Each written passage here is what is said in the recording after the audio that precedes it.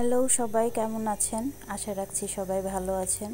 নতুন একটি রেসিপি নিয়ে চলে আসলাম আজকে নুডলসটি হচ্ছে থাই নুডলস। এটাকে চাইনিজ প্যাড থাইও বলা যায়। তো এই নুডলসটা কিন্তু একটু চ্যাপ্টা চ্যাপ্টা হয়, খুব মজাদার। তো আজকে আপনাদের সাথে রেসিপিটা শেয়ার করব কিভাবে বানালাম। তো আমি এখানে 2 প্যাকেট নিয়েছিলাম এসিআইয়ের। তো অলরেডি আমি পানি, তারপরে একটু সবজি সিদ্ধ দিয়েছি, পানিটা গরম দিয়েছি আর সবজিটা সিদ্ধ দিয়েছি। আর দেখেন আকাম করলাম, এটার ভিতরে যে মশলাটা সেটা আমি ভিতরেই দিয়ে দিচ্ছি ভুলে ঢেলে। তো এটা আবার তুললাম, আমার হাতও একটু পুড়ে যাওয়ার মতো অবস্থা গরম পানির মধ্যে, যদিও বলক উঠে গিয়েছে। তো ভেঙে দিয়ে দিলাম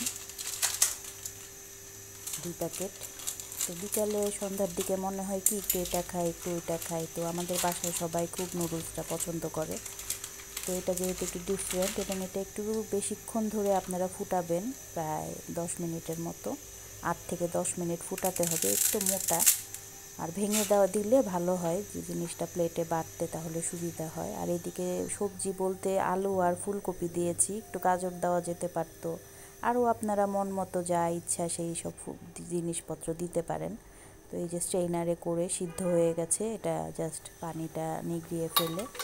তো এইদিকে এই যে সিদ্ধ হচ্ছে, আর ওইদিকে কিন্তু আমি একটু চিকেন ম্যারিনেট করে রেখেছিলাম, জাস্ট ছোটো ছোটো করে কেটে একটু সয়া সস, একটু সব কিছু দিয়ে, মানে একটু সামান্য আদা রসুন, সয়া সস আর একটু গোলমরিচ দিয়ে জাস্ট অনেকক্ষণ রেখে দিয়ে ওইদিকে ম্যারিনেট করেছি।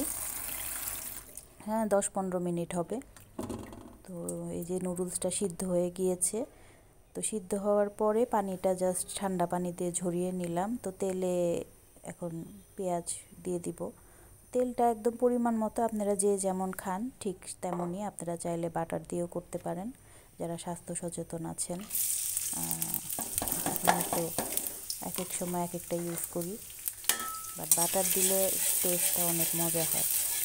তো এই যে দেখেন যে পেঁয়াজটা পরিমাণ মতো নিয়ে, কাঁচামরিচ কুচি এগুলো আগেই রেডি করা ছিল, তো দিয়ে দিলাম। মাঝে মধ্যে এরকম খাবার কিন্তু খুব মজা লাগে খেতে, সবাই মিলে বাসার।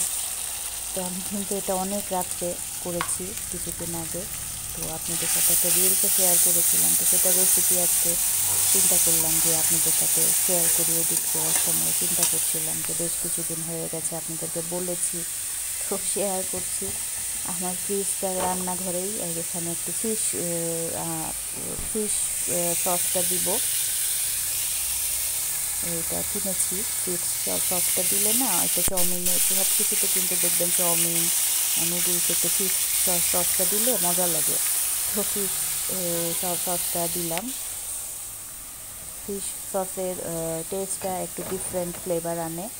তারপরে আরেকটু টেস্টের জন্য আমার কাছে মনে হলো, এটা আমি আগেই দিয়েছি একটু ম্যারিনেটের সময় টমেটো কেচাপ, এবং এখন রান্নার সময় টমেটো কেচাপটা আরেকটু দিব যেন টেস্টটা আরেকটু বাড়ে। আমি নানান ধরনের কিন্তু আপনাদের সাথে নুডলস শেয়ার করি। এর আগে আমি আপনাদের সাথে শেয়ার করেছিলাম পাস্তা, চিজ পাস্তা, ঝাল পাস্তা, তারপরে রামেন কিছুদিন আগে। তো এখন আবার আপনাদের সাথে এই নতুন চ্যাপ্টার, যে চাইনিজ রেসিপিটা, মানে নুডলসের, এটা আপনারা করে দেখতে পারেন, খুবই মজা। আপনারা যদি আরেকটু সবজি বেশি করে ইউজ করতে পারেন, ব্রোকলি, তারপরে ওই যে কী বলে পেঁয়াজ পাতাগুলা, সেগুলো দিলে আরও মজা হবে। তো এখন মশলাগুলো দিয়ে দিচ্ছি, একটা তো আমি আকাম করে ফেলেই দিয়েছিলাম, তারপরে তুললাম। তো এখন দিচ্ছি।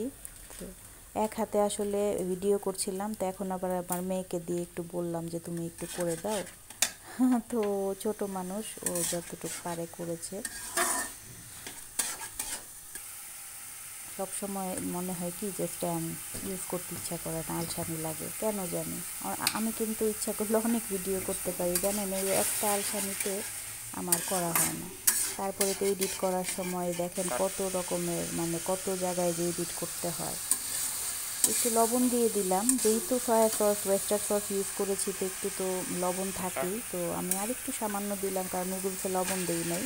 তো এখন নুডলসটা দিয়ে ভালো মতো করে এটাকে যত পারেন নড়াবেন, একদম ভালো মতো করে এটাকে মিশাতে হবে অনেকক্ষণ। আমি সময় সাপেক্ষের কারণে আমি কিছুটা এডিট করার জন্য কেটে দিয়েছি, বাট আপনারা কিন্তু ভালো মতো একটু অনেকক্ষণ প্রায় 6-7 মিনিট 8 মিনিট একটু ভালো মতো করে এটাকে নাড়বেন, নেড়ে জাস্ট পরিবেশন করবেন। তো যারা যারা আমার এই ব্লগটা দেখছেন সবাই একটু লাইক কমেন্টস করে দিবেন, যারা ইউটিউব থেকে দেখছেন তারা ইউটিউব থেকে একটু লাইক কমেন্টস করে দিবেন, সাবস্ক্রাইব করবেন। যারা ফেসবুক থেকে দেখছেন, ফেসবুকেও আমি ইনশাল্লাহ রেগুলার হয়েছি, তো ফেসবুকের ডেসক্রিপশনটা কিন্তু আপনার ইউটিউবের ডেসক্রিপশনে পেয়ে যাবেন যারা ইউটিউব থেকে দেখছেন।